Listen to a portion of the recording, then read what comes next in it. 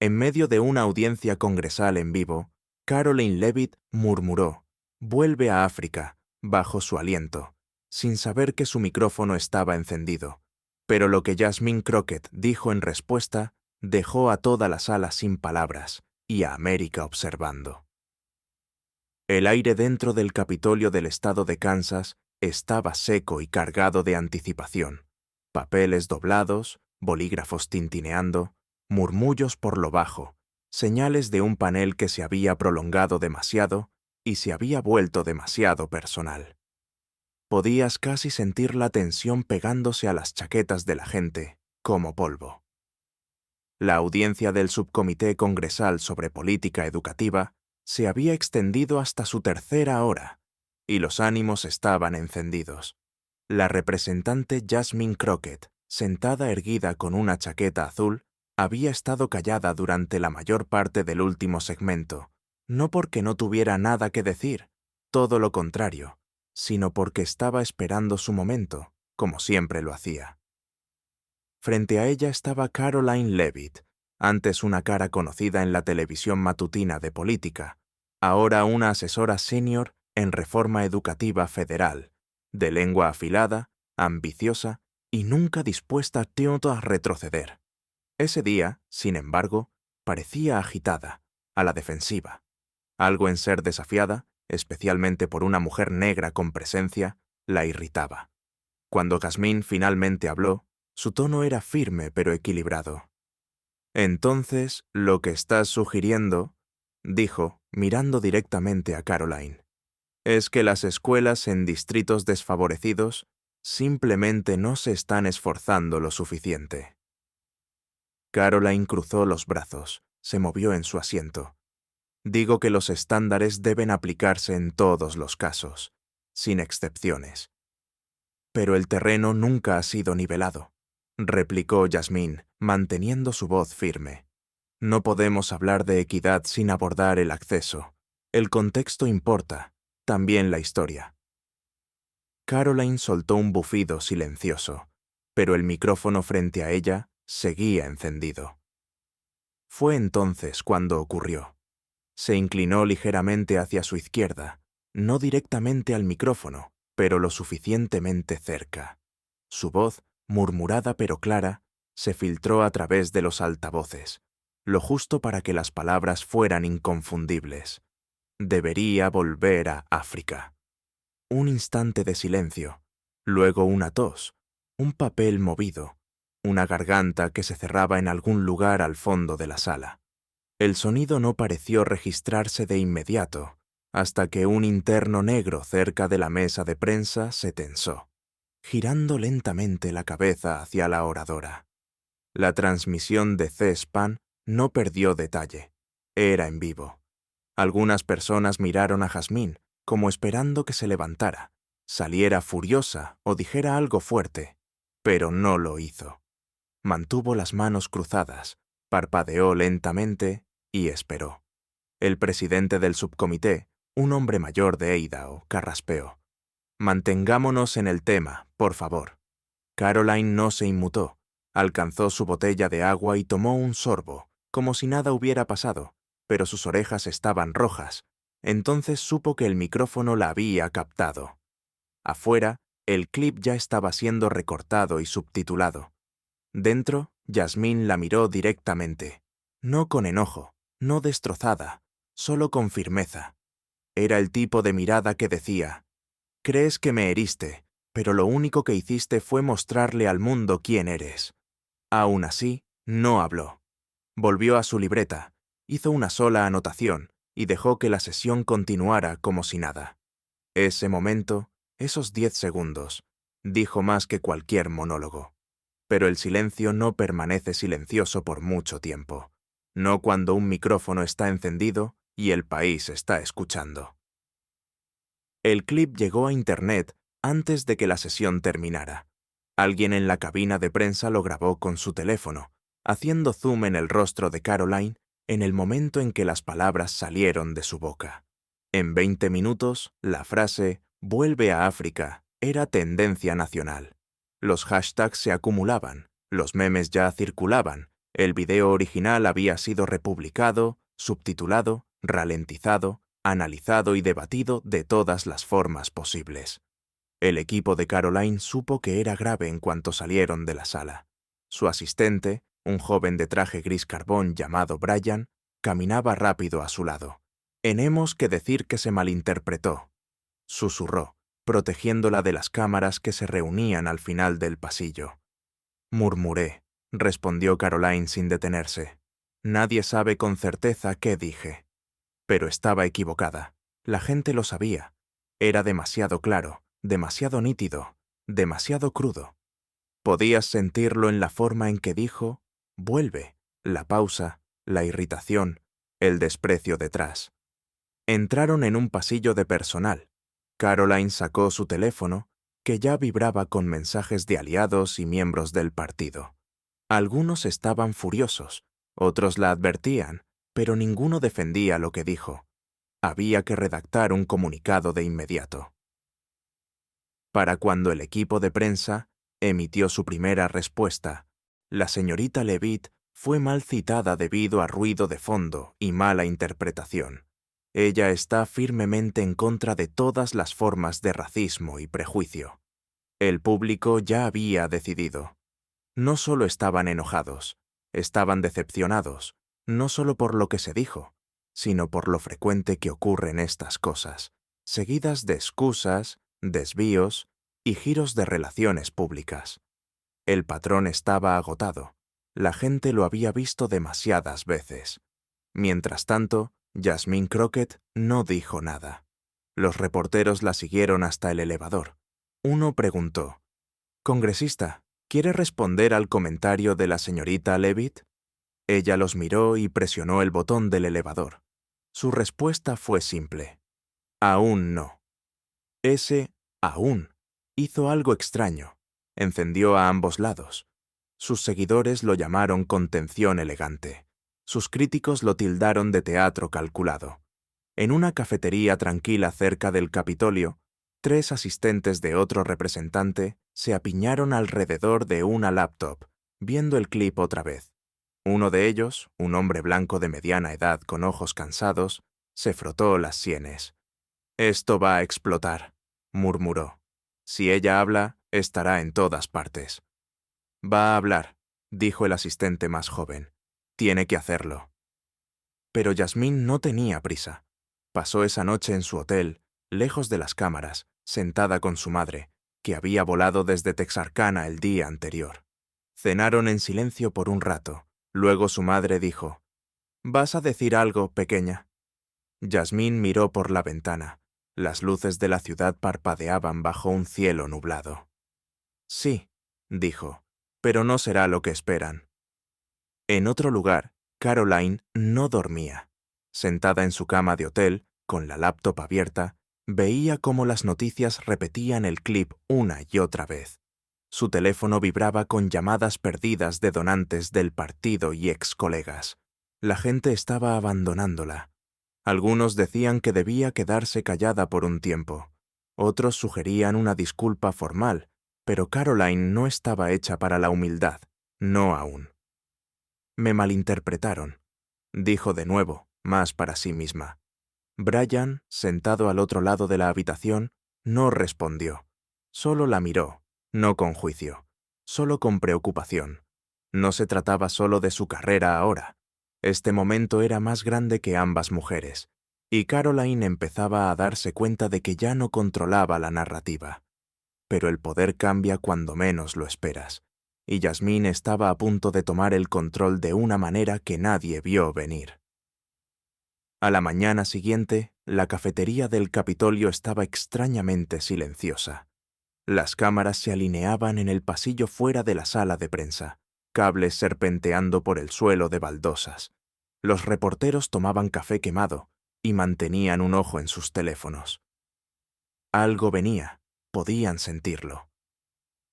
A las 10 de la mañana en punto, la congresista Jasmine Crockett subió al podio, sola, sin séquito, sin banderas apiladas detrás, sin redactores de discursos a su lado, solo ella, con una carpeta negra en la mano y la misma calma que mostró en la sala el día anterior.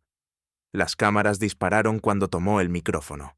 Esperó un segundo, no demasiado, lo justo para que la gente se enfocara. Luego abrió la carpeta, la miró una vez y la cerró. Iba a leer algo preparado, dijo, pero no creo que lo necesite. Se inclinó ligeramente hacia el micrófono. Lo que pasó ayer no fue nuevo para mí. Su voz no tembló, no buscó sonar justa ni poética. Simplemente estaba presente, medida. Me han dicho que vuelva desde que era adolescente, haciendo fila en una tienda en Shreveport. Entonces fue una mujer mayor que no le gustó cómo la miré a los ojos. Lo he oído en aviones, lo he oído susurrado en elevadores, incluso en salas de juntas, aunque con frases más educadas. Así que no estaba sorprendida. Hizo una pausa. Algunos reporteros se movieron en sus sillas. Lo que me sorprendió, continuó, fue que algunos pensaron que debería estarlo, como si fuera la primera vez que algo así se escapara, como si esto fuera un accidente trágico en un mundo que usualmente funciona con respeto. Ese no es el país que he conocido. La sala se mantuvo en silencio. Sin clics ahora, nadie se atrevía a interrumpir. Quiero que la gente entienda algo, dijo. Cuando le dices a alguien que vuelva, no estás cuestionando su ciudadanía, estás cuestionando su pertenencia, su valor, su lugar en la mesa. Miró directamente a la cámara. Y no me voy a ninguna parte. Ahí estaba, la frase que atravesó miles de pantallas antes de que la conferencia terminara. Resonó en aulas, barberías, porches traseros, en pueblos que no conocían a Yasmín Crockett, pero reconocían ese tono, esa resolución. No lloró, no gritó, contó una historia. Un año, mi padre me llevó a Washington, D.C. Estuvimos frente a la Corte Suprema y recuerdo que me dijo, «Este edificio también es tuyo». Tenía 11 años, no le creí. Todavía hay días en que no lo creo. Exhaló. Pero vine aquí de todos modos. Me postulé para un cargo de todos modos. Ocupo espacio aquí de todos modos, no porque me invitaron, sino porque sabía que no necesitaba permiso. Sus palabras no estaban pulidas al estilo de un redactor de discursos. Eran demasiado afiladas, demasiado personales. No estoy aquí para avergonzar a Caroline Leavitt, dijo. Estoy aquí para recordarle a la gente que ve que la pertenencia no se gana con perfección. Pertenecemos porque somos humanos, porque despertamos aquí, luchamos aquí, construimos aquí, amamos aquí. Pertenecemos porque nuestros antepasados hicieron el trabajo que hizo posible este lugar. Tomó un respiro, dejando que el silencio se asentara antes de su próxima frase. Y si eso incomoda a alguien lo suficiente como para decir lo que ella dijo, tal vez esa incomodidad es algo con lo que ellos necesitan lidiar, no yo. La conferencia terminó sin preguntas. Dobló su carpeta, se alejó del podio y salió como si tuviera algo mejor que hacer que discutir. Y lo tenía. Su teléfono comenzó a sonar segundos después. Gente llorando, gente aplaudiendo, incluso personas del otro lado del pasillo enviando mensajes. Dijiste lo que no pude decir en voz alta. Pero no todos aplaudieron, y algunos preparaban una reacción que pondría a prueba todo lo que Jazmín defendía. Para el mediodía, las palabras de Jazmín habían sido recortadas y publicadas en todas las plataformas que importaban. Millones vieron el clip antes del almuerzo. Algunos lo reprodujeron más de una vez, no porque lo perdieran, sino porque necesitaban sentirlo de nuevo. En todo el país, la gente respondió de maneras que no se ven a menudo, no con eslóganes, no con hashtags, con historias, con voces. En un pequeño restaurante fuera de Toledo, Ohio, un hombre negro mayor llamado Reggie, sentado en una cabina que había reclamado como suya durante 20 años, se inclinó sobre su taza de café y le dijo a la camarera, «No sabía su nombre antes de esto, pero esa mujer tiene acero en la columna». En Flagstaff, Arizona, una maestra navajo de secundaria pausó su lección, puso el video en el proyector del aula y dejó a sus estudiantes en silencio, Luego dijo: «Así es como te comportas cuando intentan derribarte». Y en Fresno, California, un veterano blanco jubilado llamado Bill usó Facebook por primera vez en más de un año solo para publicar una frase. Ella habló por más que solo ella misma. Pero no todos lo vieron así. La radio conservadora no perdió tiempo en darle un giro a la narrativa. Un locutor en Des Moines ladró al micrófono. Esto es otro intento orquestado de hacerse la víctima, de dividirnos. Está haciendo un espectáculo. Los oyentes llamaron. Algunos estuvieron de acuerdo. Otros contraatacaron. No armó un escándalo, dijo un llamante. Dijo la verdad. Si no te gusta cómo suena, tal vez deberías preguntarte por qué. Caroline permaneció en silencio. Su equipo lanzó otro comunicado, más largo y pulido, ofreciendo pesar si sus palabras fueron malentendidas, pero sin admitir nada. Internet lo destrozó. Esa noche, Caroline paseaba dentro de una casa prestada en Arlington, Virginia, con las ventanas cerradas y las luces apagadas. Vio el clip otra vez, las palabras de Yasmín, la compostura, el fuego silencioso debajo. Murmuró: «Ella está ganando esto». Su asistente Brian asintió desde la cocina. «No vas a salir de esta con un giro, no con esta». «No quise decirlo así», susurró Caroline. Brian se apoyó en la encimera. Ese es el problema. En otros lugares, el impacto seguía creciendo. En un campus universitario en Madison, Wisconsin, los estudiantes llenaron un auditorio destinado a un panel no relacionado. El evento se transformó en una discusión sobre identidad, pertenencia y quién puede sentirse en casa en América. El discurso de Yasmín se reprodujo en bucle entre los oradores. En una barbería en Mobile, Alabama, hombres mayores pausaron a mitad de un corte para hablar de cómo se manejó ella. Uno dijo: «En mi época, te pones ruidoso o golpeas». Ella no hizo ninguna de las dos. Eso requiere más fuerza de lo que la gente sabe. Pero el peso del momento también golpeaba a Yasmín. Sentada sola en su apartamento, con las luces bajas y un vaso de agua en la mano, no había encendido las noticias. No quería escuchar su nombre dicho por personas que nunca habían sentido el tipo de silencio que ella llevó en esa sala. Su teléfono vibró otra vez. Un mensaje de un nombre inesperado. La senadora Leah Drummond, una conservadora de Texas. El mensaje era corto. Eso fue poderoso. ¿Te reunirías? Yasmín miró la pantalla, no porque estuviera sorprendida, sino porque en ese momento el mundo se sentía más pesado que nunca. Sus palabras habían sacudido algo, la gente estaba escuchando, y ahora personas que nunca se habían sentado frente a ella querían hablar. Pero una persona aún no había dicho nada, y cuando lo hizo, cambió todo el tono de la conversación. En medio de una audiencia congresal en vivo, Caroline Leavitt murmuró: «Vuelve a África», bajo su aliento, sin saber que su micrófono estaba encendido. Pero lo que Yasmín Crockett dijo en respuesta dejó a toda la sala sin palabras y a América observando. El aire dentro del Capitolio del estado de Kansas estaba seco y cargado de anticipación.